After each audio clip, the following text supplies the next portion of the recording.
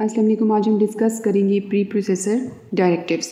Previous lecture में हमने ये डिस्कस किया था कि सी प्रोग्राम में जो इसका पार्ट्स होते हैं वो 3 होते हैं इसको डेवलप करने के लिए।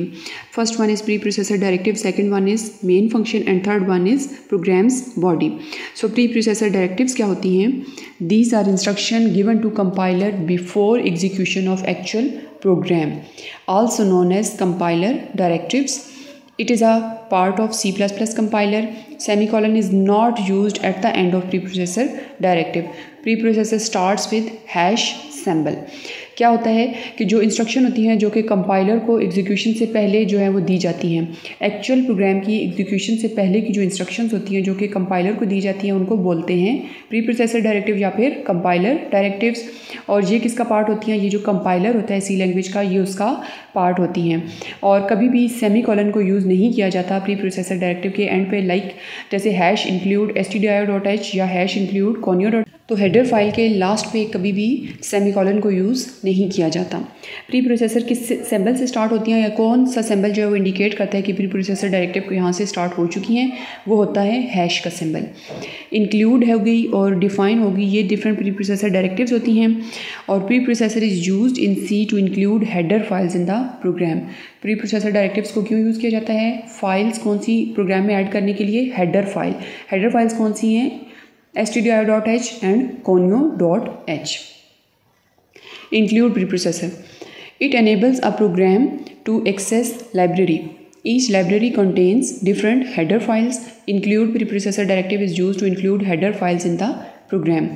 तो प्रोग्राम में लाइब्रेरी को अगर एक्सेस करना है, लाइब्रेरी में डिफरेंट फंक्शंस होते हैं, तो लाइब्रेरी में अगर कोई हमारे पास ऐसी चीज़ें हैं जो कि प्रोग्राम में यूज़ हो रही हैं और हमने लाइब्रेरी को एक्सेस करना है, लाइब्रेरी के डिफरेंट फंक्शंस को अगर हमने एक्सेस करना है तो वहाँ पे हम इंक्लूड की प्री प्रोसेसर डायरेक्टिव को ऐड कर देंगे।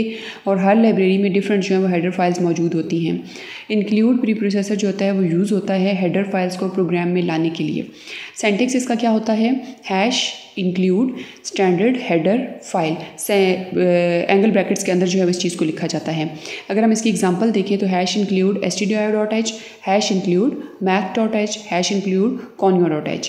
डिस्क्रिप्शन अगर हम इसकी देखें, the include directive tells the computer where to find the meaning of standard identifiers such as printf या scanf। अगर आप अपने प्रोग्राम में यूज़ करते हो तो उन आइडेंटिफायर्स के मीनिंग्स कहाँ पे पड़े होंगे? इंक्लूड डायरेक्टिव में। The meaning are described in standard header files. Header file stdio.h contains information about standard input and output functions like scanf, printf. The math.h contains information about common mathematical function. इसी तरह console.h जो conio.h होती है उसमें get ch या different जो functions होते हैं उनसे रिलेटेड इन्फॉर्मेशन मौजूद होती है। सेकेंड हमारे पास जो प्री प्रोसेसर है that is define pre processor. It is used to define a constant. It starts with hash symbol. It is not terminated with semicolon. It can be written anywhere in the program. First हमारे पास जो थी वो hash include stdio.h या conio.h या math.h थी। Second जो हमारे पास pre processor है दैट इज़ हैश डिफाइन। अब ये वाली जो हमारे पास प्री प्रोसेसर होती है ये सिर्फ कांस्टेंट वैल्यू के साथ यूज़ होती है। जैसे पाई एक कांस्टेंट वैल्यू है तो वहाँ पे हम हैश डिफाइन को यूज़ कर सकते हैं।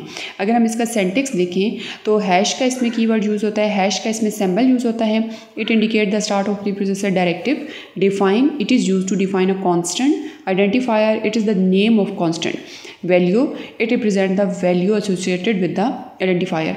यानी होता क्या है कि हैश का सिंबल स्टार्ट में लगता है, देन डिफाइन का कीवर्ड यहाँ पे यूज़ किया जाता है, देन आप आइडेंटिफायर जो कि कोई भी कांस्टेंट हो सकता है जैसे पाई हो गया जो कि कैपिटल में हम लिख देंगे, देन वैल्यू उसकी जो भी है 3.14 वो हम आगे मेंशन कर देंगे। अगर हम इसकी एग्जांपल देखें तो हैश डिफाइन पाई 3.141593। तो इस तरह जो है हमारे पास प्री प्रोसेसर जो डायरेक्टिव्स होती हैं वो काम करती हैं। बेसिकली इसकी 2 टाइप हैं, एक हैश इंक्लूड और एक hash define. So thanks for watching this video and don't forget to like, share and subscribe tech and C S.